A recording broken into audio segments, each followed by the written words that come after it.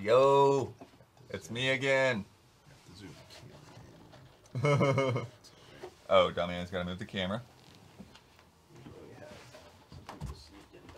Hello, hello, hello. We are on the wrong chat. Let me go fix that. Looking at Max's chat.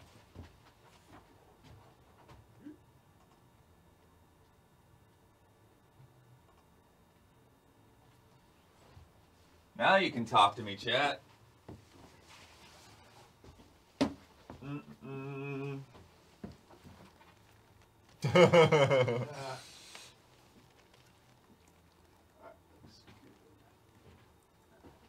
Yo, yo, yo, yo. No cameos? Just not. Cameo. I don't know about cameo. Who's cameoed on a showcase? Sometimes like Gabby comes in, I think. Oh, okay. Yeah, they're in the other room chatting. They might show up. Welcome to the April Community Showcase with Bloodworth. How's it going, everyone? We're recovering from last week. Again, thank you for all your support last week. And we still have some payouts for you. So later today on group stream, get ready for a lot of Jenga pulls. Because they're gonna be Jenga pulls. How many blood? 113. 113. Yeah, it's gonna be a lot. Thank you everyone who submitted for this month's showcase. Again, it is a $10 level. $10 what's it called now? Ally. Contributor level. $5 ally. Contributor level. You can send us your submissions. We have written submissions. We have images, photos, artwork. We get audio. We get video. We've gone to PDF once, but nice. I confessed it was due to her because she likes seeing rules for what's the game called? Type of game, but she likes them in PDF. She made it in PDF on one of her shows, so that's why they got in that. Adobe Acrobat submissions, yes, those are really good too. Not really.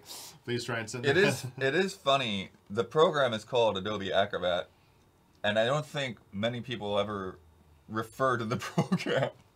Just PDF. The PDF. Just send me a PDF. Just a PDF. That's true.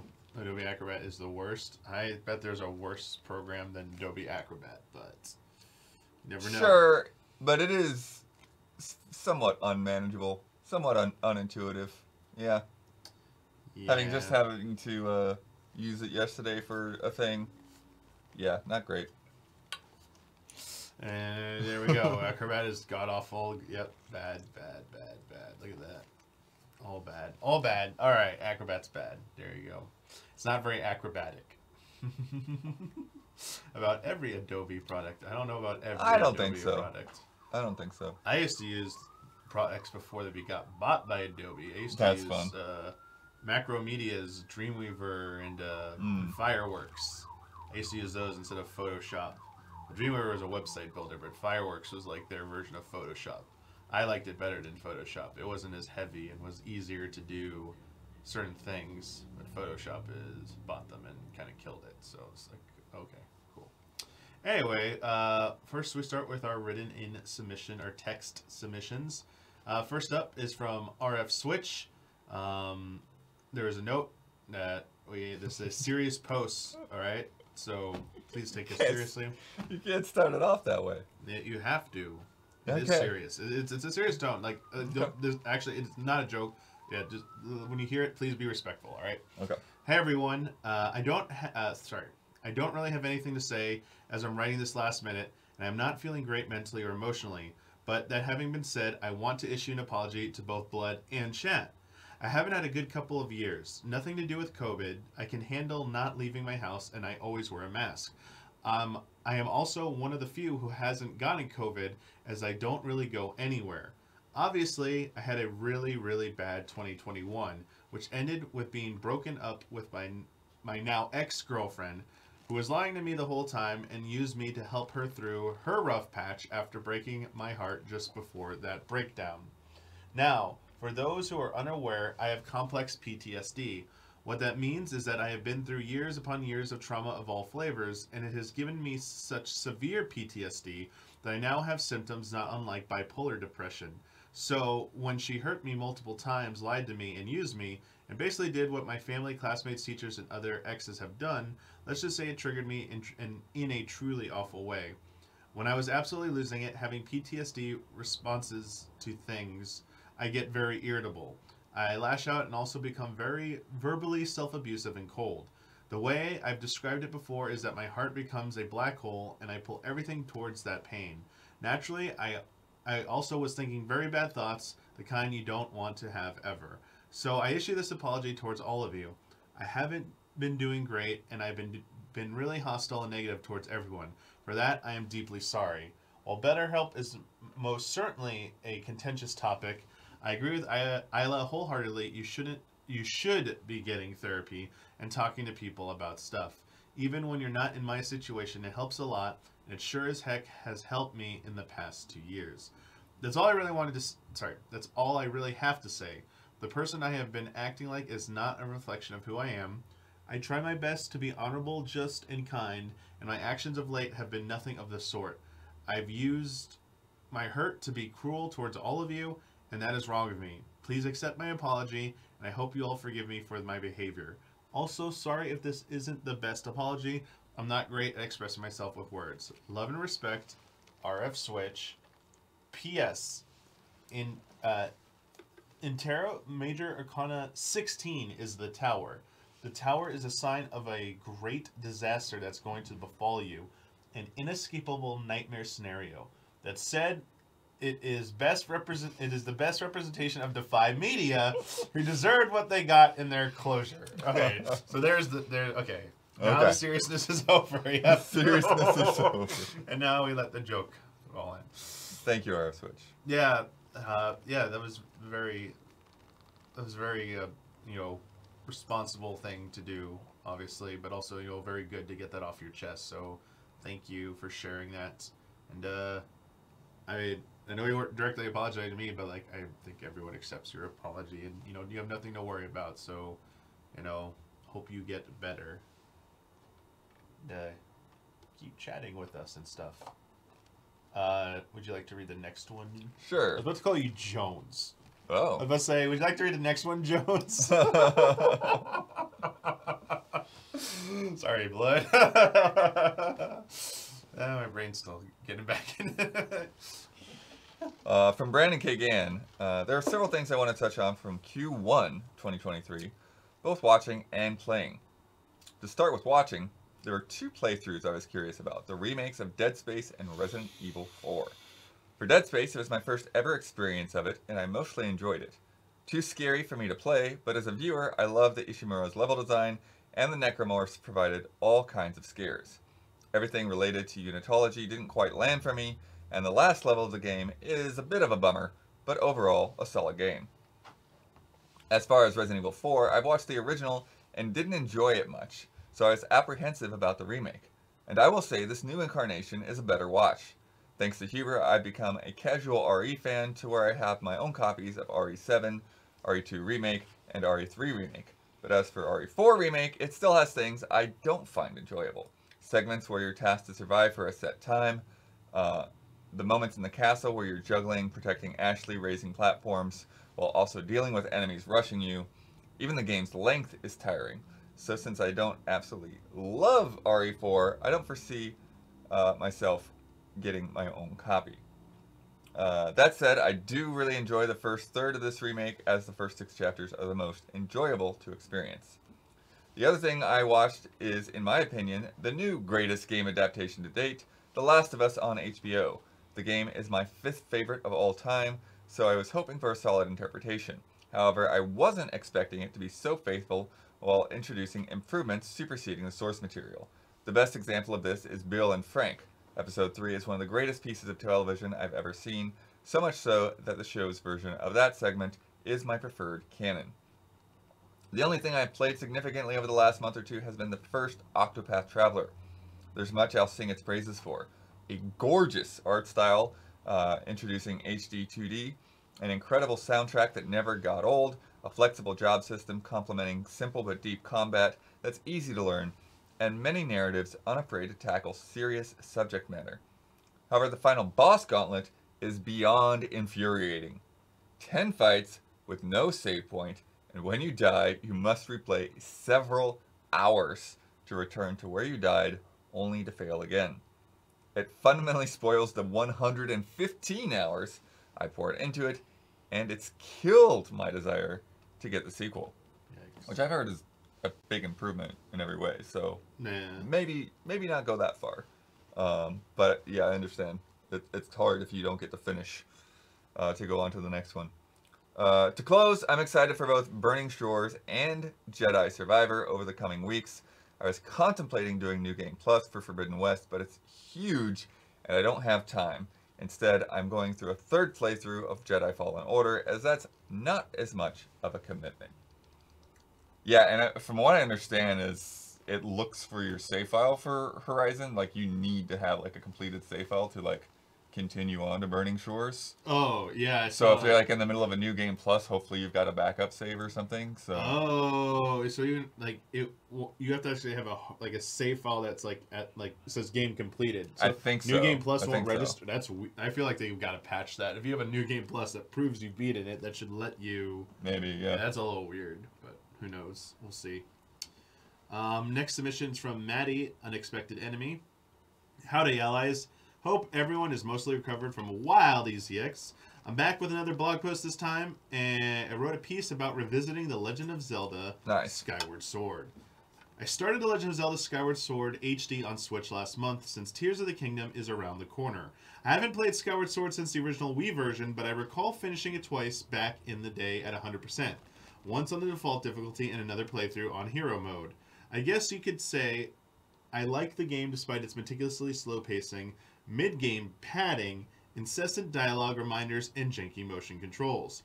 I've actually enjoyed utilizing the motion controls again on Switch, despite there now being traditional controller support for the HD version.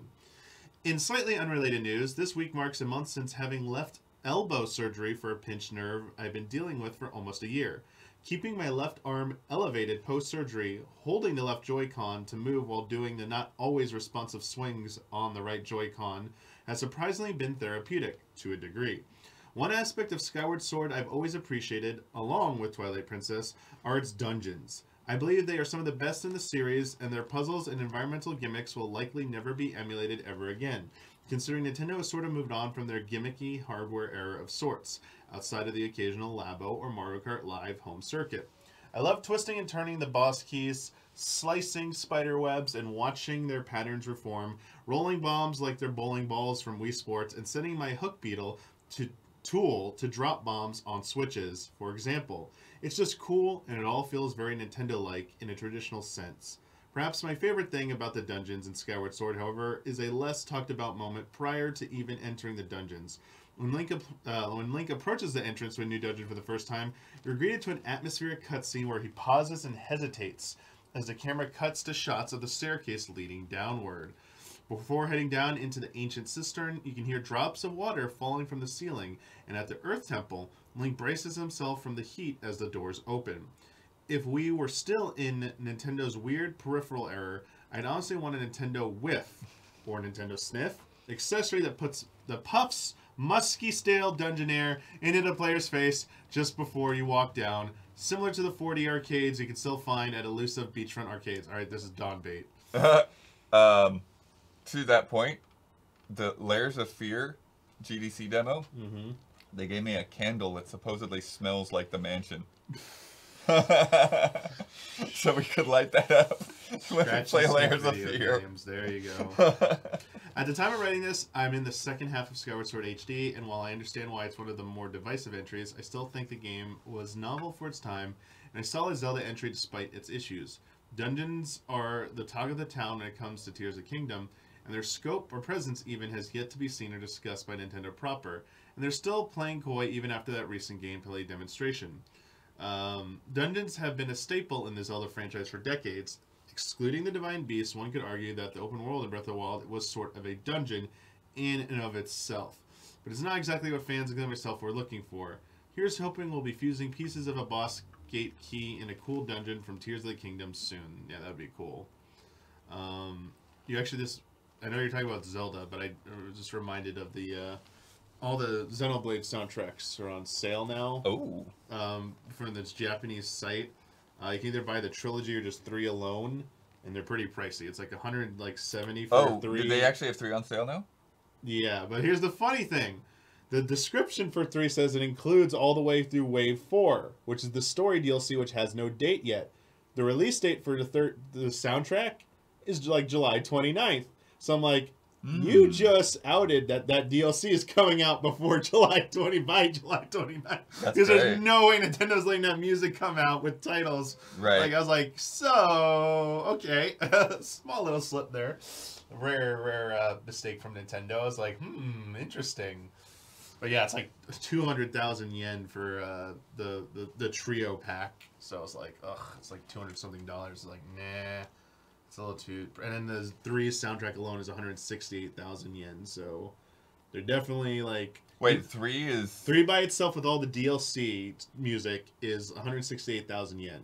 If you buy they're not selling 1 or 2 individually, but then you could buy the trilogy. I've got 1 and 2, yeah. You buy the trilogy soundtrack from them, which is Definitive Edition soundtrack, 2 in Torna, and 3 in the DLC waves. That's 200,000 yen. Okay. So, yeah... Yeah, I don't have Torna, but I would like to get 3. Yeah. But not like Nintendo's ever going to put those on the streaming service. No. Next submission from Joe Caruso. From Joe Caruso. Do you ever play a game that has such an impact on you that similar games that don't copy it feel wrong? For me, that's Burnout 3 and its near-miss mechanic, where you game boost by narrowly avoiding traffic vehicles. I was obsessed with Burnout 3 and Burnout Revenge in college, but that was almost 20 years ago, and I never got into any other Burnout titles since then. And yet, to this day, if I play almost any other game that involves driving or racing with regular vehicles on the road, my muscle memory kicks in and I try to get as close to oncoming traffic as possible without colliding with them. It's such a strong instinct that it feels wrong to even watch others not do the same. I noticed myself wondering why the player in a Cyberpunk 2077 PC benchmark video wasn't trying to narrowly avoid drivers in the other lane. That makes no sense logically, but I can't help it. I guess the mechanic is just so satisfying to me that it doesn't feel rewarding to just drive around otherwise. Congratulations on F-Zero GX getting into the Hall of Greats. I'm hoping in a few years on the next Switch they have GameCube games in the online categories and GX is available immediately. Hope so. Yeah, the mechanic has definitely been borrowed and used in a lot of racing games, particularly once Criterion took over Need for Speed. That became a staple of Need for Speed as well. And I think others, I want to say like Forza Horizon might have it, but not as overtly. But yeah, it's definitely out there, but definitely not needed in a game like Cyberpunk for sure. Yeah, I'm trying to think. I feel like no Mario Kart. No, I'm just trying to think of like other games. Actually, Mario Kart has a similar thing, not quite, but when you are in the anti-grav and you bump somebody and you get that little boost. You get like a little boost off that, so it's kind of rewarding you for still like hitting someone like that. Yeah. Especially when you're trying to pass them and you want to get like, that's true. Next submission's from James Davey. Hey, Damiani and Blood. Hope you all are well and chilled after a crazy Easy X. I've recently been successful in getting recruited to the video game website Hey Poor Player, where I look to be writing crazy reviews and features. Nice. I want to be kept busy, so I'm still going to be writing for the Xbox Tavern as well. Okay. I'd love to find more gaming websites to work for, but I suppose going freelance will be the best way to get my foot in the door, though current circumstances make this difficult. Sometimes I feel like I'm living in a cage. I feel so disconnected from people and frustrated that I'm not something more than I am. Do you either of you two ever feel that way? I'm guessing not. I reckon all the allies have their social lives sorted out, but it's a lot harder for some than others. I try hard to retain the gratitude in what I do have, but my isolation from people can make it extremely difficult to keep a level head. I'd love to get to know more people in the EZA community and through Discord. I'm always up to talk about games with you a lot. I'm always grateful for the existence of Easy Allies, which is why I always say thanks for all that you do at the end of my community showcase contributions. I've carved through Resident Evil 4 like a Las Plagas. Yeah, Las Plagas, Plague Turkey. And whilst I agree with the consensus of its greatness, I struggle with the idea it's a proper remake, especially when compared with Resident Evil 2. I see RE4 is more of a reworking and refining than a remake, because OG RE4 is still very much an impressive game that in a few ways is superior to the remake, but the remake is still lavish and delicious. When it comes to remakes specifically, I really don't think Dead Space remake is all that great. Oh boy, great. Good thing Huber's not here. I appreciate the devs made the story more pronounced than it was in the original, but look at Isaac's face now. He's an old man whose face looks like a melted ice cream cone. I grew tired of mowing down necromorphs, and I don't like the... Didn't they just make him look like the actor? I think so. I'm not aware. Of the busy work you have to trudge through. It's still a cool-looking game, but I don't think it passes all the fundamentals a remake should nail. I've been paying attention to a little indie curio called Dredge. Yep. I feel this is a game Blood might appreciate, as its modest artistic flourishes and trinket plundering are quite meticulous during the daytime. Then, when night comes, Dredge drags you down into a macabre, Lovecraftian mood, with piercing glowing red eyes and gloomy dense fog pervading the nightmarish waters. Do either of you have any hidden gem indie game recommendations? Thanks for all that you do. Love and respect. So a lot going on in that post. Yeah. Definitely do not have my social life sorted out. Very, very difficult for me to find time, to make time to, I mean, heck, even call my family sometimes. Yeah, a lot more I need to do better on that front. 100%. You know, busyness and, you know, just feeling, you know, sometimes like strapped for cash, so it's like you don't really want to go out for dinner or whatever, or yeah, you know, and sometimes it just be like, oh, well, I kind of want to do that, but I'm tired, and now it's too late to do that. So, okay, so yeah, I have work to do on the social aspect of things, but at the same time, what's weird, like coming off of stuff like GDC or whatever, is that kind of like bolsters that a little bit, because I do feel like I'm, you know, getting some FaceTime in with some people and making those connections a little bit stronger, but it's still ultimately work related, so. Yeah. Yeah, a bit the same way. Yeah, I don't know whether it was like just the years of the pandemic or like just various like, yeah, changes. It just seemed, pandemic definitely made it worse. Yeah. Definitely got me out of a lot of habits that I need to get back into. Yeah. Maybe it was necessarily like, it was partially habits, but like some things are just gone now. Or people are slow to get back to them, and a lot of people moved. That too. Yeah.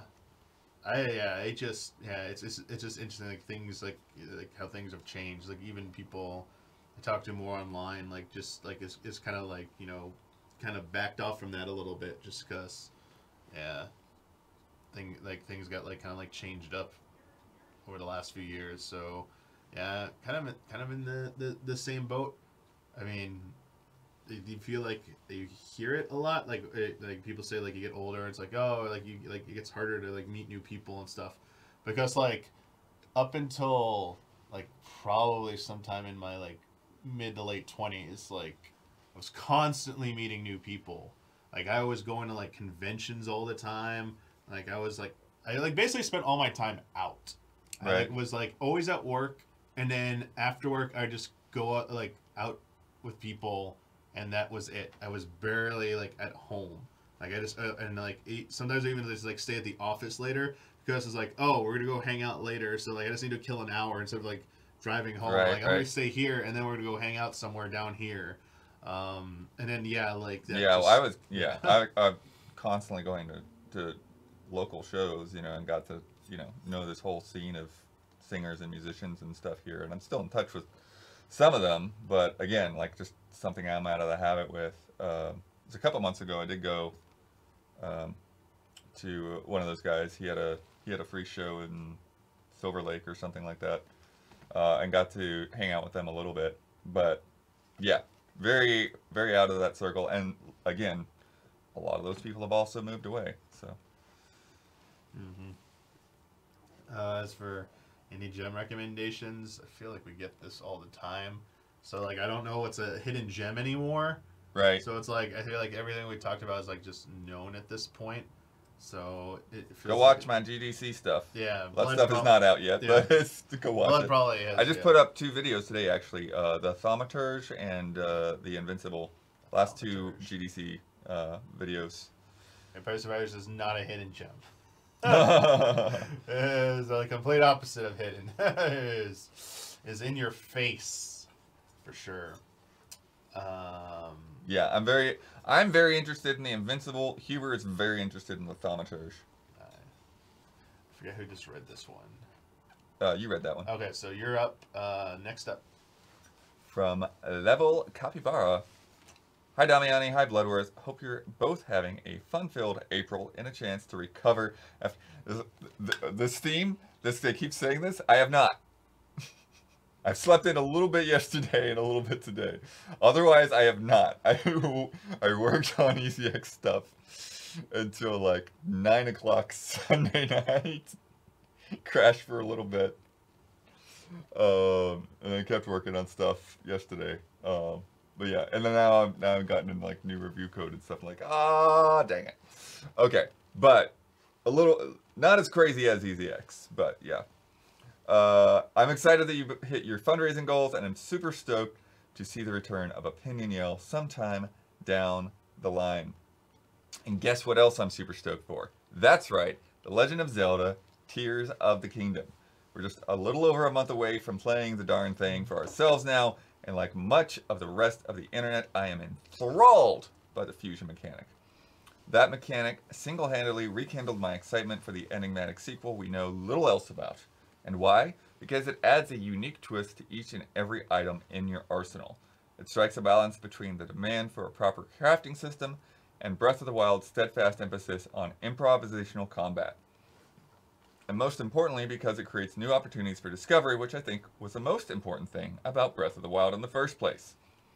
Even returning items will have new life breathed into them, while new items could be doubly as enticing as they would have been on their own. For these reasons and more, the fusion mechanic has totally captured my imagination. And now I'd like to see your imaginations in action. So I ask you both, what combination of materials are you most excited to try fusing together, and what do you predict will happen when you do? Take care, allies, and see you in May. If anyone needs me, I'll be fusing octo balloons to the shield on my back and trying to fly like Tingle. Nice. Yeah, I'm the wrong person to ask to because I still need to be sold on this game. Oh. Like I'm not like the fusion mechanic is like cool looking, but it's not what I'm looking for out of the game right now. So yeah. Also, I need to see what's in the game to like even go like to say what I want to see cool. Like I want to see stuff that fuses together that like makes old does the functionality of traditional items, which I suspect will not be in the game. So like what will be the equivalent of like the hook shot thing, like or what will be the equivalent of like the boomerang if there's not. And I'm hoping there's boomerangs in there because they were in the last one, but you never know, they might take them out. Yeah, like stuff like that. That like what could like can you make like a cape and like I know they already have like the hang glider, but is there something to like to jump and like launch yourself higher, Right. and do like a double jump or something? I don't know, like crazy stuff like that. Yeah, I'm sorry, I'm really fixated. I just need to hear dungeons, and I'm really annoyed that they just won't just even say dungeon, the word dungeon, in this stuff. So like, until I hear that, I'm kind of like on a irrational like fear of like this game is not what I want it to be, unfortunately. So I'm still not in that like euphoric phase like some people were after that that demonstration. Yeah. Sorry to be a downer. Yeah, no, I'm fine with, you know, them doing things that aren't the same as what Zelda's done in the past. I would like to see, more involved dungeons, of course, but who knows what they'll do. In terms of fusing things, though, um, I know they showed the like building a raft or whatever, but I think it would be kind of cool with the shield sliding mechanic Mm-hmm. if you could also like apply ice to Oh, your I shield see. Yeah, and like skate across the water, that would be. or similarly like put like some big board on it and use it like like a snowboard a little bit more effectively, like out on the snowy areas. Yeah, that would be cool. Like maybe you can like put like fire on it going down the snow, so like maybe you could like melt and cause avalanches or something. I don't know about that far, but sure. Yeah, I know you can use lightning on it because it's already metal, so you're probably not gonna have a good time. But I don't know. Maybe you could like put the shield down, like get an enemy to jump on, like fuse it lightning, use it as a trap. Maybe enemy steps on it and it's like lightning infused, or it just shocks them, Hmm. and then you can go like pick it up and you're fine. Or I don't know. Yeah, I'm sure people will find like really cool uses. It's like I still also can't get over. I mean, it's the point, but like some of the stuff just looks so goofy.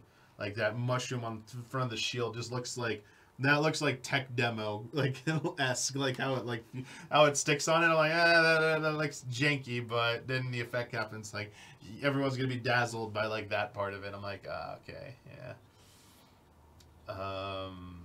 Yeah, the other mechanic, like the ascend mechanic, I need to see more of like that. Yeah, I think there's a lot of potential going on there. But they're definitely hiding a lot, so I still think obviously there's still a lot to that game that's not known just Or, yet. they say ceiling, but, if there's a version of the ascend mechanic that, like, can go sideways through a mountain or something. Yeah, that might be cool. I mean, I wonder if there's like a descend, like Right. because there might be Yeah, like, underground. yeah, kind I think I'm like I kind of like halfway expecting like, oh, there's gonna be a go down one, isn't there? There totally is. That's gonna be like late game or something. It's gonna be cool. All right. Next submission comes from Tegan Kambati. Street Fighter 6 is just over the horizon, and many players are excited for it. This feels a little bit like deja vu. I did read this though, so I know it's different. I had to make sure I didn't copy paste the same entry from like a previous one. Okay. However, let's assume for a moment you have never played a fighting game or are afraid to play fighting games on top of having never played them. Sure. Street Fighter 6, and for the record, all fighting games cannot shy away from what they require in order to be enjoyed at their fullest, which is the basic doctrine of having the willingness to learn and desire to be better, especially when things become difficult. Essentially, the more you put into it, the more you'll get out of it. However, we can help alleviate some of the rigorous growing pains by focusing on some of the core fundamental theories that will enable you to develop and improve your gameplay from a much stronger starting position. Knowledge, focus, execution, and heart. These are the 4 tenets which all players should hold closely if they want to understand what is needed when attempting to embrace fighting games with positive coalescence. Knowledge is learning. The more you invest in studying and practicing the game and player mechanics, normal moves, special moves, combos, super combos, gameplay strategies, etc., the more options you can give yourself to utilize against your opponent. The more you know, the better you can be, so to speak. Focus is concentration plus determination.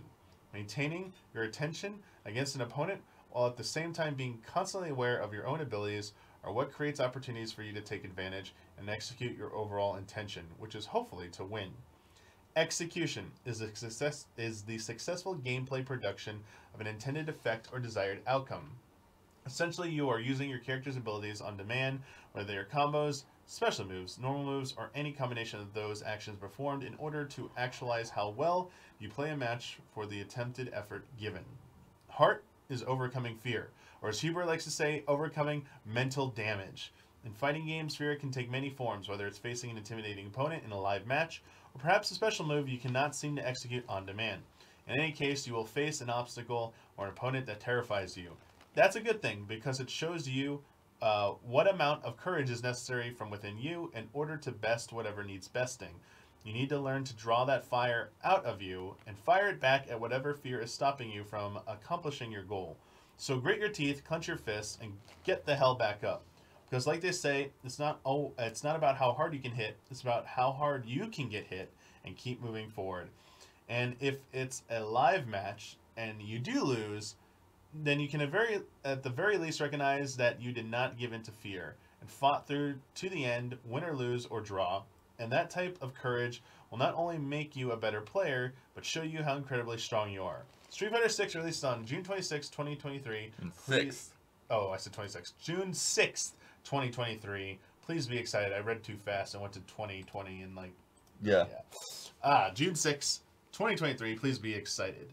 I partly feel like you this very good motivational speaker writer, but also I'm glad you're very excited for this. This also feels like something like maybe Capcom should be putting out their own hey, for new players, let's get you some motivational blog entries about jumping into Street Fighter 6. But see, I think that's the difficulty that fighting games do face, and it could be said to some degree for any game, but is that jumping in. It's not really a genre that facilitates jumping in. It is something that you really, if you're going to do well against other people, locally or online, you have to put in time just to learn and get moves down, and like they're saying, a lot of these fundamentals that the game doesn't even necessarily teach you. It just kind of teaches you which way to wiggle the stick to make the move happen. So that's a hard thing to do for a lot of people who might just want to I just want to come home at the end of the day and smash some faces. It's I don't want to do all this studying. What do you want me to study about? That's true, and I think everything they're saying here is I feel like this is speaking to more if you want to play this at more than anything than just very passively casual, and that as you said, I just want to play single player and go bash out some AI opponents, or maybe go online with my friends and play a few matches because we're all about the same skill level and how it's gonna play. You don't want the uncertainty of going into random matches to face against competitive people who might not have the same mindset you have. I feel like this one and the last one you submitted, Tegan, are more about people who are looking to get into competitive play. Obviously, these things hold true. If you could do all this, you would probably enjoy Street Fighter and other fighting games or competitive games more. But the thing is, I think a good majority of people who even just try and play any fighting game are not looking for what you might be looking for. And a lot of what you say here won't persuade them or make them more likely to jump into the playing competitively, which is what I think this is about. So don't feel too dissuaded if you get people who just ignore this, because that's just some people just play games for different reasons. But yeah, a lot of it you say, though, if you are looking to get better, want to improve, play online and play against people, either it's just casual competitive play or something to be more become more serious. Definitely a lot of these, you're right, they're very basic stuff. The whole thing, execution is honestly, when it comes down to it, execution is that's fundamentals, is that's where you start what bro was saying, you start with the basics, you go into the training, you go into the lab, and you gotta practice those moves, which also is knowledge as well. But I feel knowledge, even when you know how to play a character, in any competitive game, once you know I feel this character, I get what all the actions do, I know all the effects, numbers and stuff, damage percentages or potencies, whatever. Then there comes the other part of the knowledge you said, knowing character matchups, in a fighting game or in any kind of competitive game, knowing team comps, knowing what the other team members on your team and the opposing team bring to the table as well. Then it is you don't really have to deal with this in Street Fighter as much. Other fighting games a little bit, and more in other competitive games map and layout, situational awareness. Situational awareness definitely applies to just even Street Fighter. Knowing your spacing and footsies. But in a 3D map, you need to in something like an Overwatch, you gotta know the map layout. And almost to a point where it's not only you have it memorized, but you can already tell based on a situation what is likely a team is going to be doing to either push against you, or where it's best for you, worrying about not pushing too hard, learning about when your team is okay, we're kind of getting we're we're getting kind of rolled right now. It's stupid to keep running into the fight because now you're getting like rolled one at a time. You're getting desynced, which means your team's not there to fight together. You're not at full strength, while the opponent team's at full strength. And if they just keep you rolling, you need to like back off and regroup. Like that's like in any competitive game that's not 1v1. I think that's like the most crucial thing to like start learning is like when to like back off, because even if you know how to play, like, well, I know all my moves and stuff, I can just go in there like you gotta like that's like going up the ladder right there, stuff like that. So anyway, like a lot of the stuff you said here absolutely is great stuff. Like the focus is not just in competitive, man. Vibing is like the number one way to be in like Final Fantasy 14 high end rating, like ultimate rating. The number one killer of like prog is like vibing, which is like you just like are in the zone, but like you're not like as in like you're not paying attention. Like you're like trying to go through the motions because it's so repetitive in nature, because you're having to redo stuff over and over to get to a new spot. And you're like, oh, I know this, I do this, but you need to focus. So the moment you start vibing, those fights throw like different variations at you, and like you'll just do what your brain's telling you to do, but sometimes it's not the right thing. So like you'll cause a mistake and kill everyone. It's like, why'd you die to that easy thing that we've been doing? Like, oh, we've done this so many times, I just zoned out and stuff. So it's like you gotta be like consistency, and like that also falls into execution. So yeah, this is great. The hard thing I think is it's like a personal thing. Yeah, like the like for me, the best piece of advice I always tell people in any competitive game is like you're gonna have to learn to lose a lot at first, and in general, losing is just gonna happen a lot in most games. Like unless you're like the top like 1% of players or anything, generally you're gonna like lose. Like in Final Fantasy 14 PvP, like 30% win rate or higher is like considered pretty damn good. Like for most of the modes, especially one mode that has like 3 teams, so it's like you're already like only have like a, you know, statistically you would only have a 33% chance of winning. So that means you're losing like 67% of the, you're not getting first place 67% of the time. So yeah, like most good players hit like just over 50% win rate, like the best players. So they're still losing a lot. So you just need to understand that that's just gonna be a part of the process. At the beginning, you're gonna be losing exceptionally a lot, and you're not gonna be doing the right stuff. But also, try and always play against people who are at your level or just slightly better. If you play someone who's clearly way better than you, like you're not really learning much from that if you can't understand why you're not beating them. Yeah. All right. Well, that was our last text write-in submission. So it is time to move on to our image and our photos and artwork submissions. And first up is from C the Sloth. I believe that's how you pronounce it. So let me switch over here. I actually forgot to do all of this, just to add it, but like I can add it real quick. Do you want to read that, Blood, while I do this? 'Cause... yeah, they made oh, sorry. a bunch of the Final Fantasy IX cast in the Code Vein character creator, just messing around everyone except for Kina, which would be tricky. Code Vein. Look at this. Alright, so you can tell who these characters are?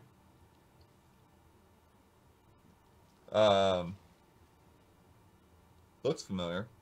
I don't know if I remember everyone's names in Final Fantasy IX. Chat got it. Yeah, Freya. There we go. Alright, next up. See if you can get this one. Nice. That's pretty good. Alright, next. Pretty easy one. Oh, yeah. Come on, Bachtan. What a troll. Alright, here we go. Oh, boy. Oh, boy. That's good. That's pretty good. Code Vein. Oh, yeah, that's Suicide. That's Steiner? Yeah. Oh, couldn't get the face. The Code Vein doesn't let you do that, huh? Does it make the head the size of the body? Yeah. Nice. And last but not least. Oh, wow. That's actually not too bad. Yeah. Pretty good. Pretty good. All right. Next set comes from Tierju Engi. Greetings, Butterworth and Damiani. Congratulations on the 7th anniversary. Had work, so I watched some on video on demand. Been a while since I submitted anything. It actually has been, Tierju. I was like very pleasantly surprised to see your name pop back up. Nothing happened, so in my boredom, I watched through some YouTube shorts waiting for a physical copy of Ishin to come out. For the physical copy of Ishin to come out. It went from clips from Genshin stuff to some TV shows. Looked them up, and they weren't on any services I had, but luckily my brothers had them. Watched Breaking Bad, which I haven't seen before, up to Season 2, Episode 3, nice. The Big Bang Theory to Season 8, Episode 16, and then started rewatching House MD. Wow. Nice. I like House. I haven't rewatched it in a long time, though, so I should do that at some point, especially since they said they're going to be bringing it back, apparently. Continued... let me turn off the notifications while we're doing this. Continued Elden Ring. My cousin helped me on 2 to 3 bosses, and I fought Malekith alone because using Tish was too good.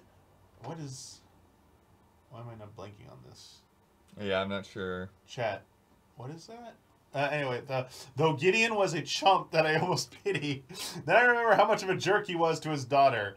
And she was a champ against Horalu at final boss now. Nice. Oh, it's one of the summons. Okay, thanks. Some spoilers for Resident Evil 4 here. An RE4 remake finally dropped. Honestly, I should have played the demo to get accustomed with the controls. Didn't use my knife parry much until way late. I was the same way on my first playthrough. Truth be told, I'm not a big fan of RE4 because of the story, but man, is it a fun game to play. And the remake improves on stuff that fits its controls. Big shout out to the bosses. Verdugo fight was awesome. I saw Dominique struggling with Salazar, but he was pretty easy on standard with mostly using my Red 9. There he goes, the Red 9 praise. Everyone, hey, don't let Huber hear this. But then again, I struggled lots of times with parts that were a breeze to me, to Damiani. Partly because I didn't upgrade much stuff. The Red Knight had power maxed out with exclusive unlocked, sniper power level 3, knife power level 3 with maxed out durability, and that's about it. I found out something about a trick to do one of the professional mode achievements, and I was like, oh, there's a bonus gun you can use. So there are 3 professional achievements. One of them you can't use bonus guns on, but it's not actually a rank. It's just beat professional without the use of bonus weapons. But to get S+, you can. I was like, oh, wait. So then how do you... but it's new. You have to start a new game. I didn't realize something. You can get it. You just have to power them back up. So there's technically a way to get a really good weapon and infinite ammo on it in the S+ attempt. And I was like, oh, crap. I didn't know about that. So... I'm going to have to, like, when I want to try that, I might do that. Although, I did finally finish Professional. Got an S, but I did New Game with Infinite Rocket Launcher. There's no autosaves. Thankfully, I did a Chapter 3 save and died first time on Chapter 3. And was like, why the hell am I why am I back here? I didn't realize, I forgot it doesn't autosave. So I'm like, why did the game break all of a sudden? And I'm like, oh, shit. Not only that, if you load...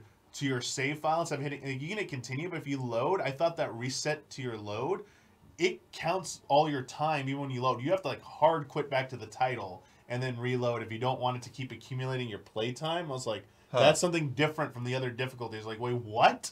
So I was like, how am I just taking, why is I like, I was like, further in the game, like, why am I at 3 hours? I'm like, not, what the hell? I was like, this isn't right. I'm like, oh, it's right. So anyway. Funny. Good to know. So back to RE4 Remake here with Tierju. They were saying this is why their resources were running so low until Chapter 12.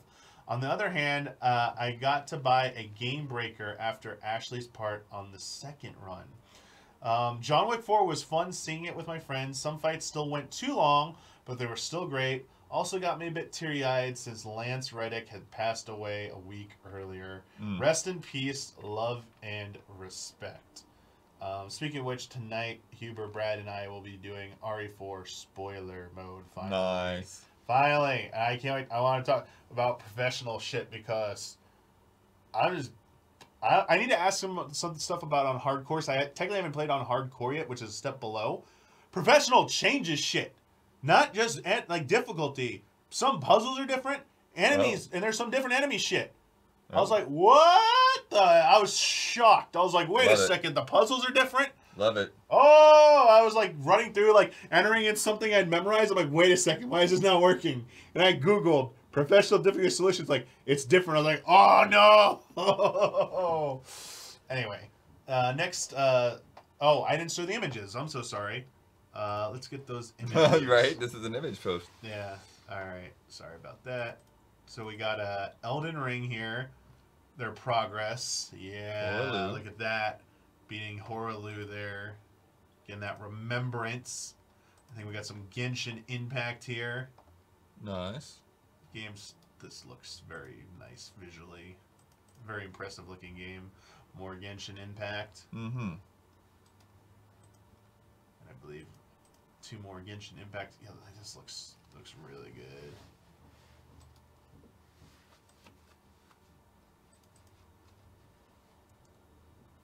You'll live to regret this. Eula. The Eula claims you'll regret to. Ishin, horrible person. Oh, here we What go. kind of nutcase adopts a stray dog just so a bunch of strangers won't drown it in the river? Suit yourself. Sure, we'll be okay. Different races though we may be, we're all human at the end of the day, and I do believe we can help each other. Nice. Oh,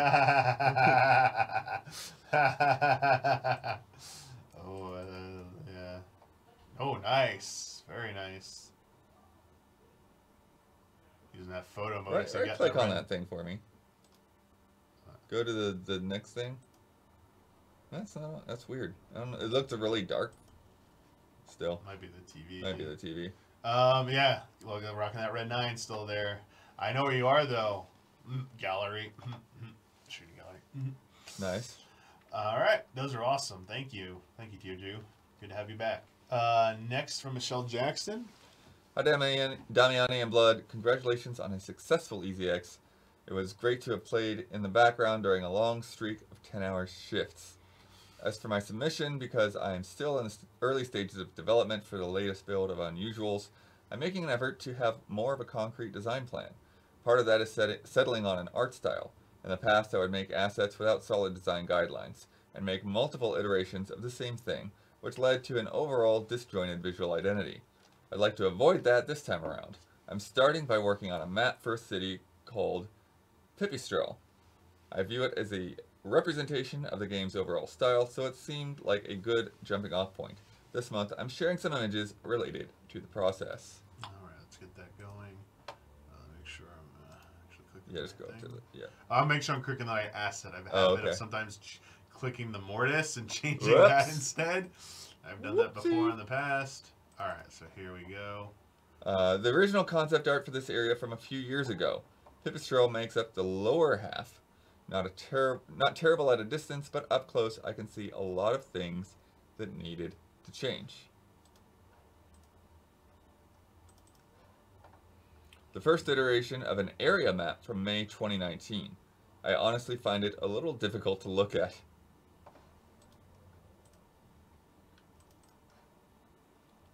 Second version of that same map from July 2021. A little better, but still not satisfied with it.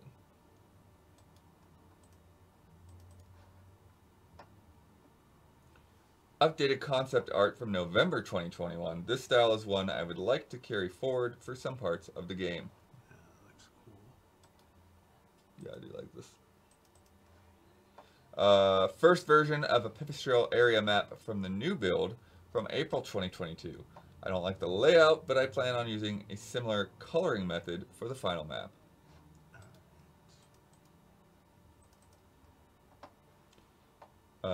Current work in progress, initial sketch of the new layout style. I drew inspiration from how Bravely Default structures its maps. Nice. First sketch pass to map out basic structures. I'm currently working on the second detail pass, but it's not far enough along to show. Cool. Yeah. Very nice. Good to take inspiration from that. That looks really nice. Thank you. Good luck on that. Hopefully get to see next some updates next showcase. From Sarah Knight. Hello, Damiani and Blood. Hope you guys are doing well. I just wanted to say a huge congrats on the successful fundraiser during EZX. While I couldn't make it to most of it because of the time difference and I needed to sleep, it was still awesome to see the community come together and achieve all the goals. A little side note. For the Nintendo Land meetup, may I suggest doing it out in between September and November? Yeah. We're looking at September. Haven't nailed it down yet, but September. We definitely are considering that, yes. Yep. Mostly because that's when the kids are back in school and people living overseas can get cheaper plane tickets, hotels, and plan out things better. Just a suggestion, you don't have to take it. Yeah, as Bud said, we're definitely considering that in the planning for it to happen. So it'll be later this year. Not looking to rush to do that. As for my submission, this is a work in progress for a really big piece of fan art that I've been making for a few days and plan on getting it finished and posted on Friday, one day before the Owl House series finale. This show has become one of my favorite shows of all time, right up there with Avatar: The Last Airbender and Gravity Falls. It has become a prime example of how to write representation in a much more natural and organic way that I've truly never seen before in a cartoon. While, yes, it got the short end of the stick when it comes to treatment from the Disney bigwigs, but the people that worked on it really put their all into it, and it will sorely be missed when it's gone. This piece that I made is basically my way of saying thank you, Dana Terrace, the creator of the show, and how much it inspired me in my own work. The piece can be viewed in two different ways. Right side up and upside down. All right, I'll try that. Slight spoilers for the third season if you know where to look, and be sure to check out my social media at Sarah Knight on all things to check out the finished product. Hope you all continue to stay safe and be awesome to everyone around you. Much love and respect, Sarah Knight. All right. So view it the normal way or regular. Oh, they actually flipped it for us, nice. So I don't have to do it. Nice. Oh, yeah, I see. Very cool. And then, do your thing. Whip. Whip. Pretty cool. It's like the colors. Mm-hmm. Very cool. And again, work in progress. Still. That's right. Still needs to be finished. Sarah Knight. Check out the finished product when it's ready this Friday. No, excuse me. Sorry. Good stuff, Sarah. Swordfish. I was afraid I was going to have to stand on my head. Well, there is. I mean, I was like, there literally is a thing in here to like. But it's nice to have. But I've already done it. Yep. Yes, they thought of everything. I know other people have been bringing up the Owl House. Maybe someday.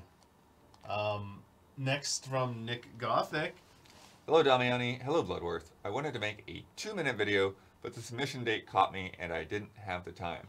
I would have made another video about another historic demo scene production. Since I only have the time to do text now with a couple of GIFs, it's a good excuse to provide a little framework and overview for what to expect in my demo scene history series. To my mind, I've divided the demo scene in 5 essential areas, and this might help to picture how they evolved drastically. Let me get that first image up. So, hopefully it plays the animation. I believe it has in the past, but yeah. There we go. Oh, check this out. This is cool. So cool. This is a nostalgia thing right here. 1977 to 1984, the corporate demo era. This was the early age of home computers and competing to show who has the most advanced computer and incentivizing people to get the most bang for their buck. Really, this is where our modern day notion of tech demos comes from. And at this time, these corporations commissioned their own in-house programmers to make some tech demos for them. That is very cool. So cool. Oh. 1985 to 1987, the Cracktro era. The true start of the demo scene as an underground culture begins here, when teenage would-be hackers started to learn coding to know how to pirate games, making their own custom intros to these games, later called Cracktros.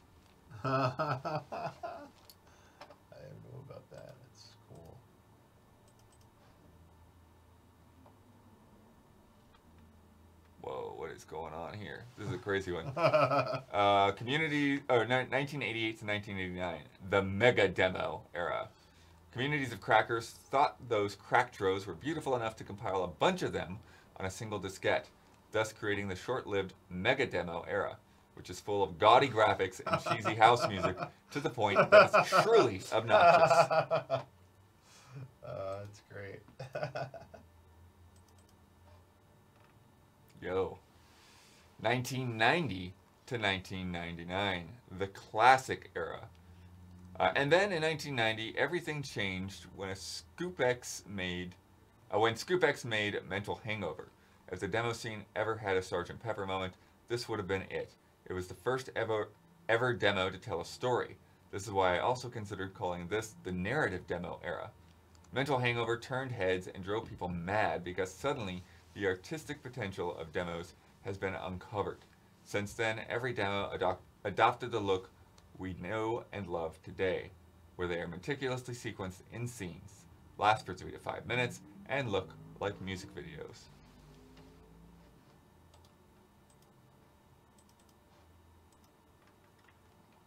(2000) to present, the size coding era.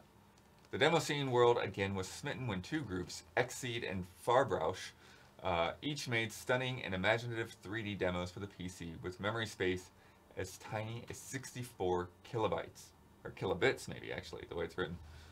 This was actual wizardry, and cramming the most fidelity in as little memory space as possible is where all the cutting edge of the demo scene happens today. Other groups, meanwhile, who do not commit to size coding and now feel unburdened by technical expectations placed on them, are more free to pursue the artistic and design side of demos, which is what still makes it a vibrant culture today. Thanks for listening. Nick Gothic. So cool. Mm-hmm. Like, I still can't believe that's made with that file size. It's Right? yeah. That's so cool. A bit and byte are two very different things, yes. Very, very, very true. A bit is 1/8. All right. We are now in the audio section, so let's get our... And that's how internet companies try to sell you on things. Yep. They use the bits, so it sounds a lot bigger than it is. All right. First up from Zailerino. A work in progress track from my upcoming album on my small independent music label, Delight Records, which I hope to finish this year. Please check out the label on Spotify or Bandcamp, allies and patrons, if you like electronic music. Heck yeah. Right, here we go. Audio controls down here, just in case it's too loud.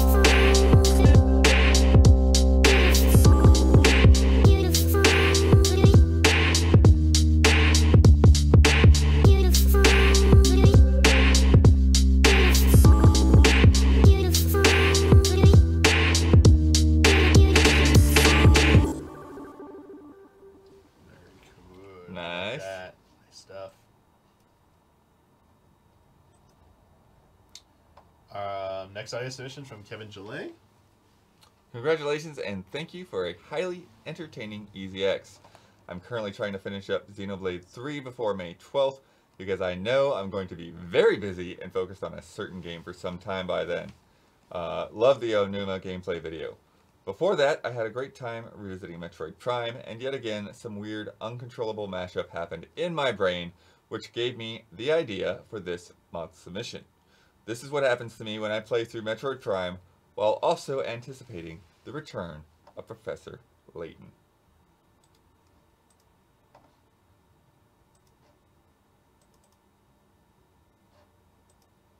Oh, I have to add it as a video, actually.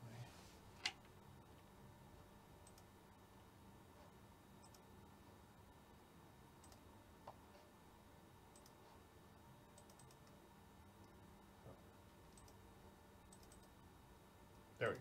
Ah, well, that's weird.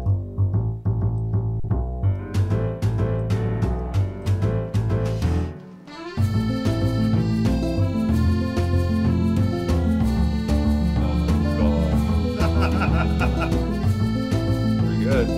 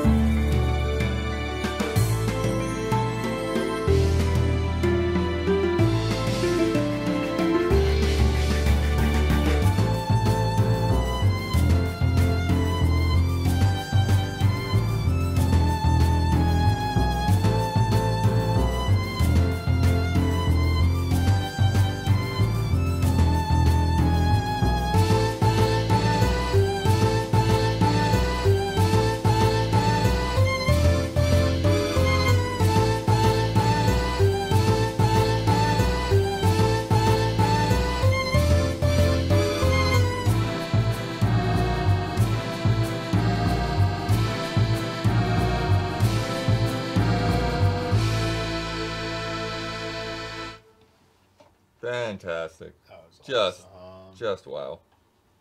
Wow, wow, wow, wow, wow. Nah, that was really good. Swordfish asked if I had gone to the Super Mario Brothers movie premiere, if I would have met Koji Kondo, or have I already met him? I don't know for sure if I've met Koji Kondo or not. I don't think so, but it may have been like some quick thing in passing at some point along the way. Yeah, I don't think so. Seen him pretty up close at E3 2006 when he was conducting. Right. Yeah, I think that's the kind of thing. Yeah, like but seen from a distance, but not like shaking his hand or something. Mm-hmm. All right. Saw them in chat ask if we've gotten their submission. Now is the time. From Jesse Blue. Hello, allies and chat. Greetings from the Midwest. Thank you all so much for an incredibly fun and successful EZX in an amazing 7 years. Much love and respect and hugs. We know you say you wouldn't be here without us, but many of us wouldn't be here without you, myself included. You have motivated me to pursue my dream, and though the past few months I've been feeling like it doesn't feel like the rewards are worth the effort, I realized if even one other person is motivated by my efforts to achieve their dreams, well, I guess I have to keep trying. That and the fact that Bloodworth is here this month after being at GDC and EZX back to back made me realize I need to get off my rear and finish some projects. So, without further ado, when we last left Alice, she was stuck in the White Rabbit's house because she drank from a bottle and grew 9 feet tall while fetching a fan and white kid gloves. The rabbit and his friends, after unsuccessful attempts to try to remove her, have decided Bill is to go down the chimney. And now, the continuation of Chapter 4 of Alice's Adventures in Wonderland, the rabbit sends in a little Bill. Oh yeah, that happens all the time. You have to download it and play it locally. I did. I just wanted to play it off there for easier audio control. No, Drive does not play well with that. I deal with that all the time with the Golden Voice stuff. There we go, queuing it up, and let's go here because I can find this faster. All right, here we go. Sure, they seem to be putting everything upon Bill. I wouldn't be in Bill's place for a good deal. This fireplace is narrow, to be sure, but I think I can kick a little. She drew her foot as far down the chimney as she could, and waited till she heard a little animal, she couldn't guess of what sort it was, scratching and scrambling about in the chimney close above her. Then saying to herself, "This is Bill," she gave one sharp kick, and waited to see what would happen next. The first thing she heard was a general chorus of, "There goes Bill!" Then the rabbit's voice along, "Catch him, you, by the hedge!" Then silence. Then another confusion of voices. "Hold up his head!" "Brandy now!" "Don't choke him!" How was it, old fellow? What happened to you? Tell us all about it. Last came a little feeble squeaking voice. Well, that's Bill, thought Alice. "Well, I hardly know. No more, thank ye. I'm better now. But I'm a deal too flustered to tell you. All I know is something comes at me like a jack-in-the-box, and I goes up like a skyrocket." "So you did, old fellow," said the others. "We must burn the house down," said the rabbit's voice, and Alice called out as loud as she could, "If you do, I'll sit down at you!" There was a dead silence instantly, and Alice thought to herself, "I wonder what they will do next. If they had any sense, they'd take the roof off." After a minute or two, they began moving about again, and Alice heard the rabbit say, "A barrelful will do to begin with." "A barrelful of what?" thought Alice. But she had not long to doubt, for the next moment a shower of little pebbles came rattling in at the window. Some of them hit her in the face. "I'll put a stop to this," she said to herself, and shouted out, "You better not do that again!" which produced another dead silence. Alice noticed with some surprise that the pebbles were all turning into little cakes as they lay on the floor, and a bright idea came into her head. "If I eat one of these cakes," she thought, "I'm sure to make some change in my size, and as it can't possibly make me larger, it must make me smaller, I suppose." So she swallowed one of the cakes, and was delighted to find that she began shrinking directly. As soon as she was small enough to get through the door, she ran out of the house, and found quite a crowd of little animals and birds waiting outside. The poor little lizard Bill was in the middle, being held up by 2 guinea pigs, who were giving it something out of a bottle. They all made a rush at Alice the moment she appeared, but she ran off as hard as she could, and soon found herself safe in a thick wood. Very nice. Bravo! Yes. Really great stuff. All right. Good stuff. All right, back over. We are now in our video section, and that means, of course, first submission from none other than Alexander Ziranov. Would you like to? All right. Yeah. You got it? All right. Yeah, you get the wrapping up as soon as... Hello allies, I'm continuing highlighting Apex Legend characters, and today we'll talk about Seer. The moment Obi Edelesim was born, a comet struck Clio, the moon of his home planet Boreas, decimating it. The people of Boreas saw this and Obi's chilling blue eyes as a bad omen and branded him a cursed child, feared and harassed. Obi grew up in loneliness, but was greatly loved by his parents, who unconditionally cared for his creativity and outlook. One day he stumbled across the arenas and got charmed by theatrics, outfits, and personas of this brutal sport. Soon he became Arena's rising star and amassed a fan base of those who saw themselves as outcasts. He gave his fans the message that their curses don't bring them down, but make them strong and unique.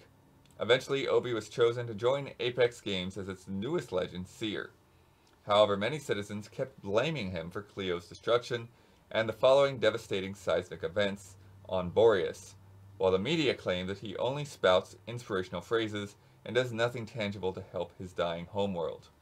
Obi theorized that bringing Apex Games to Boreas would help the planet economically and socially, and collaborated with Octane's father, Eduardo Silva, to do so. Eduardo, however, used his influence to bring the games to Boreas' broken moon, Clio, which only raised people's animosity towards Seer. But when the mob attacked Obi's parents, Eduardo stepped in and evacuated Edelesim's family to a safe place. In terms of gameplay, Seer is a recon legend, which allows you to scan survey beacons to reveal current enemy positions on the minimap. With his passive ability, Seer can hear heartbeats of nearby opponents and see the direction they're coming from. This allows you to discover ambushes and learn if it's safe to perform risky actions. Seer's tactical ability summons micro-drones that interrupt heals and revive of all enemies in the area of effect, cancels their abilities in progress, temporarily marks them, and reveals their health bars. This stops the enemy's recovery attempts, allows your team to see where the opponents are, and enables prioritizing those who have low health. It can also help you escape, since marked players usually halt their assault attempts. With his ultimate ability, Seer throws his heart chamber to create a sphere of micro-drones, revealing the location and the number of enemies who are walking, running, or shooting their weapons inside the sphere. This gives you knowledge of where active opponents are, including those who will join the fight later. However, enemies can destroy the heart chamber, and they hear Seer when he uses passive scan, so you need to act fast on your findings. I like playing as Seer because knowledge of your surroundings helps with making better decisions. In this video, I've tried to highlight Seer's abilities as well as interactions with Loba, Octane, and other legends. This is just a small taste.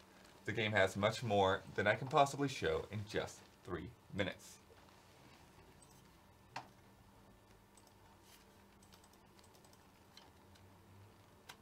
To accept the ring's embrace.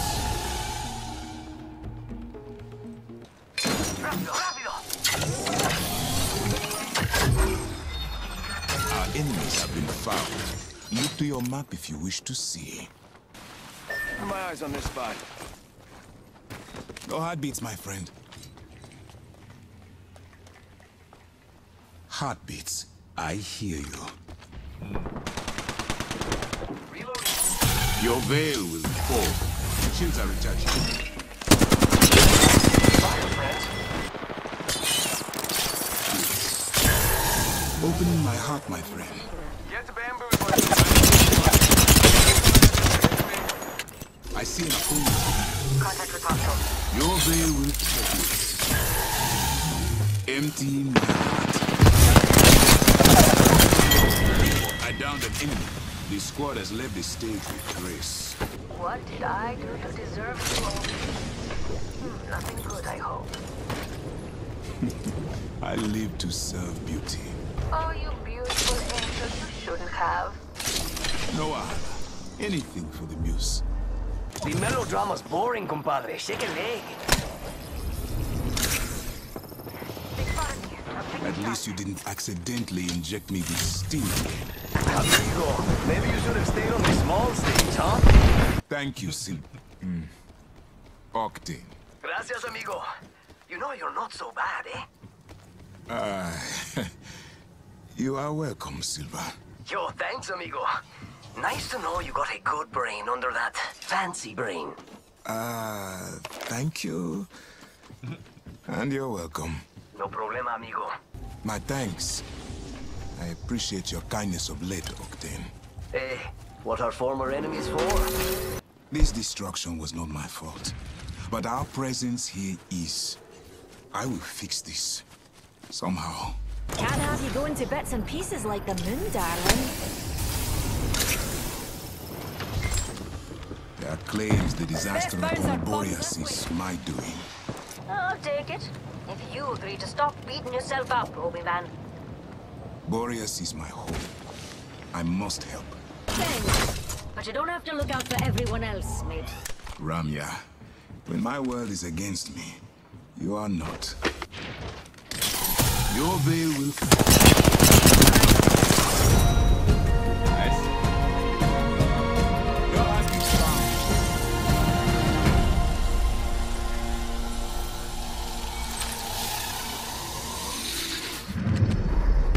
You are the Apex Champions. Very nice. Very cool. Always going out in style there with that win at the end. Next from Damon, aka Radioactive Magic. Hey Blood and Damiani, great to be back on the showcase with another video. This episode is about Pokemon's rivals and how some of them could have done a lot better. In particular, I wanted to demonstrate this with one of the rivals, Wally from Ruby and Sapphire. I do this rant at the end of my episode, so I'll be skipping past all the good character design tips and reviews I do of a bunch of rivals, but I was pretty proud of the work in this section. So please go from 24, just a touch under 3 minutes. Also, as of this writing, I am under 50 subs away from 1,000 subscribers. Nice. So close. Come on, chat. Please share my videos. You can find links to them in the EZA Discord community content channel or to the playlist in the Community Showcase channel. Thank you again for another great showcase. See you next time. Love and respect. All right, so 2418. Let me get that set up.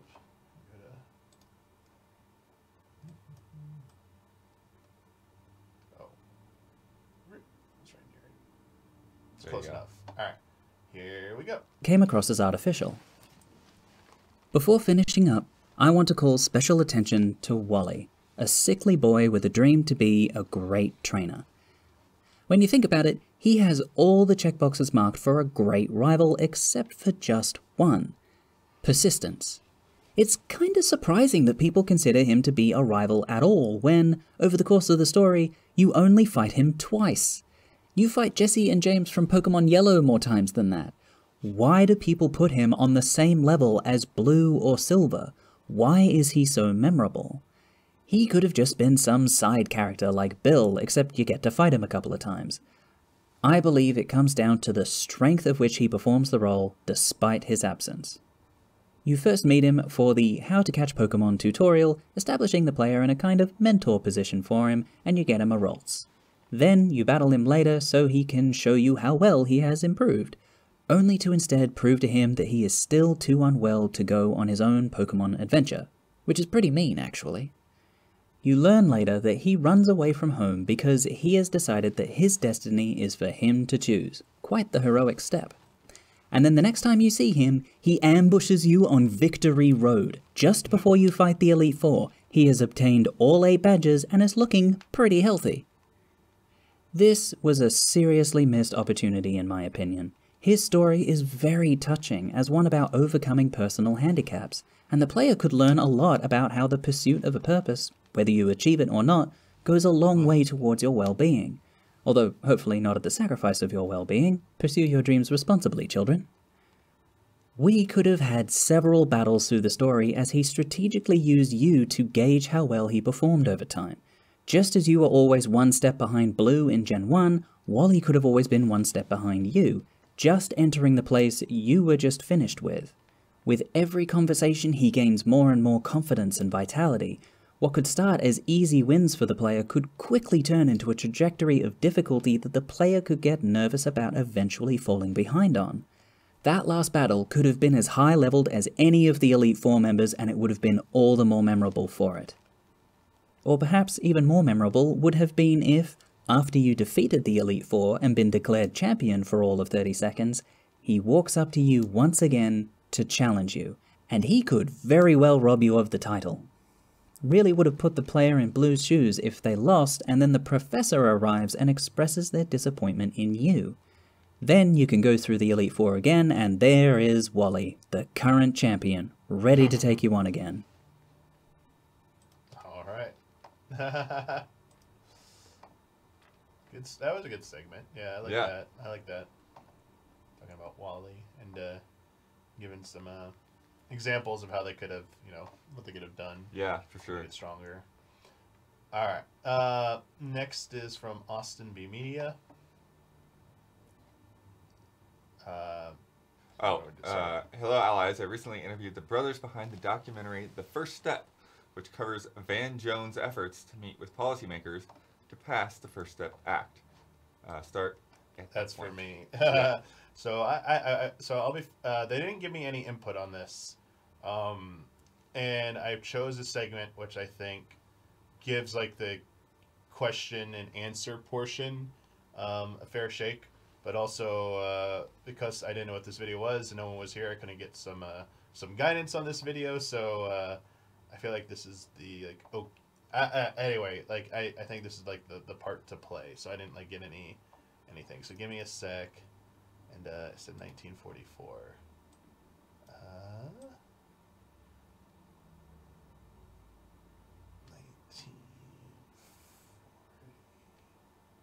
That's probably as close you're gonna get. Oh, it's like right on it. Yeah.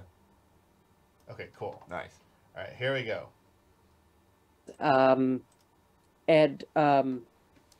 Something, how long has it been since filming? Are there results on how the First Step Act is working? Yeah, well, the film took about 3 years. We were in production for about 3 years. We were in the edit for about 2 years. And it's been almost 2 years. It's been well, the bill itself has been law for about 4 years. And when the film was completed, there were just over 10,000 people. The estimates were about just over 10,000 who had come home, and now estimates are as high as 75,000 people who are home through one aspect or another of the bill's provisions. That's great. So, that's tens of thousands of people that are home with their families. We haven't met, obviously, all of them, but we've met many. And just even meeting one person who's home,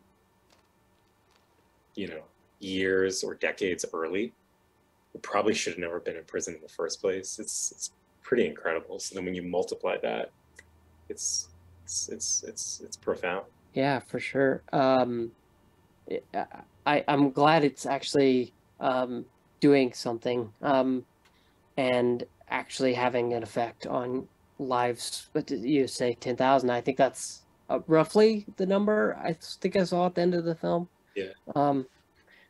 But I'm so glad to hear it's working. And I hope even if it's just for maybe watching a new documentary or learning more about the First Step Act.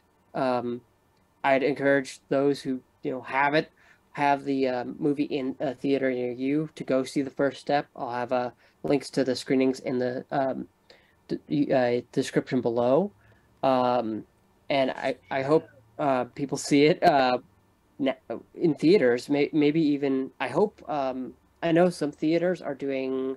I believe they're doing conversations like Q&As. I saw that the one you're doing this week has a Q&A. Actually, all the theater. So literally every single screening of this movie will have a post-screening discussion that features either national leaders or leaders from the community where the film is being screened. And there is not a place you can see the film where that's not happening.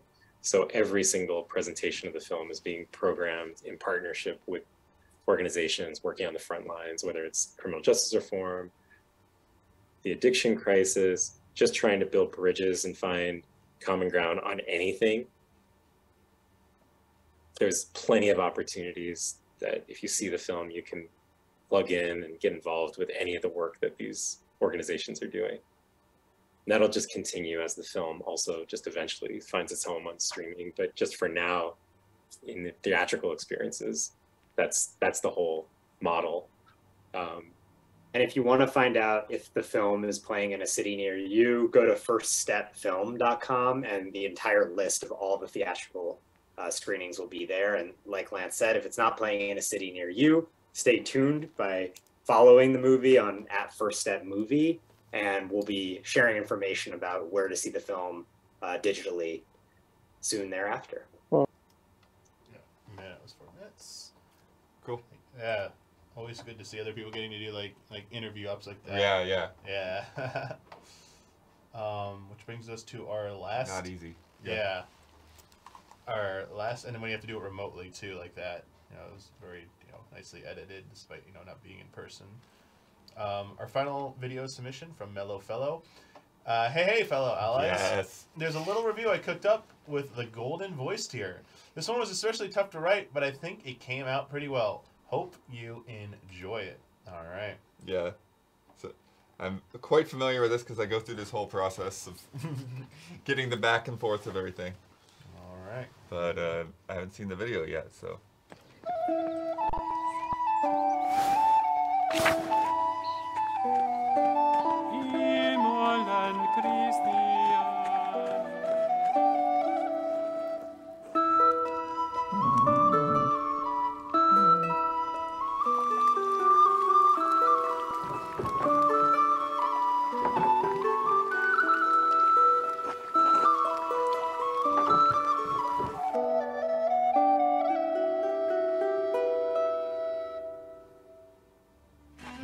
Obsidian Entertainment's Pentiment was easy to overlook in a showcase with games like Starfield and Silksong in the mix. We overlooked it ourselves for a while until word of mouth spread and reviews gave it great scores across the board. What was it that critics and players alike couldn't help but love and praise about the game? Sit back, relax, and grab yourself a piece of cheese and rye bread as we tell you all about it.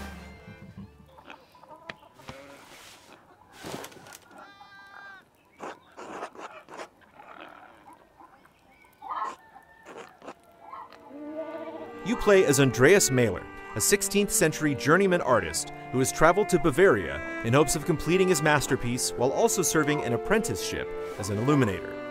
During this time, he resides in Tassing, a small town that's just outside of the abbey he works in. And just as you're familiarizing yourself with the town, abbey, and its residents, a murder occurs.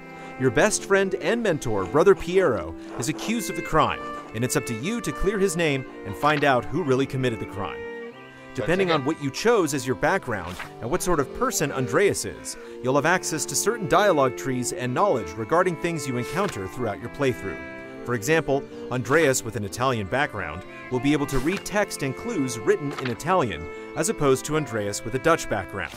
Slowly, you'll unravel not only what happened, but also reveal layers upon layers of Tassing's and the Abbey's past.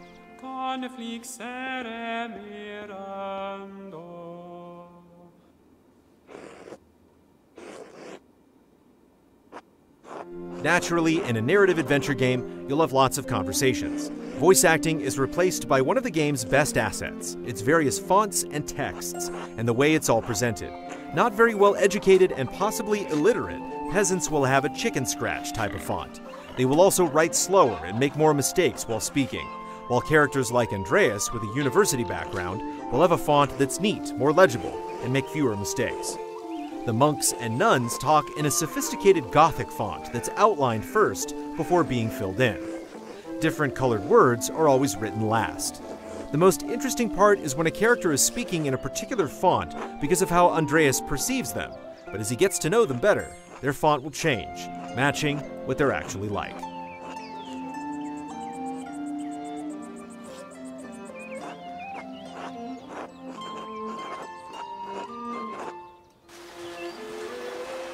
The art style and visuals are based on the illuminated manuscripts and woodcuts of the time, the Nuremberg Chronicle being one of the main sources. You can see the influence in basically everything from the landscapes to the people to even how horses were depicted at the time. Older people are in a style of illuminated manuscript characters, while younger kids and people being born in the age of print have much deeper colors in them. The elderly will even show age with their colors starting to fade away throughout their body. The passage of time is an important aspect of the game. During different parts of the day, you'll get opportunities to talk to the people of Tassing and the Abbey, as well as help them with their work. Opportunities to have meals with them will appear, but it'll be at the cost of losing out on having a meal with someone else. This especially ties in with the murder mystery. Do you go to the body examination, or talk with one of the main suspects in hopes of them leaking a piece of information that wasn't known yet? You only have a few days before the decision is made. The choices you make and the people you decide to befriend and make enemies of will affect you in the long run.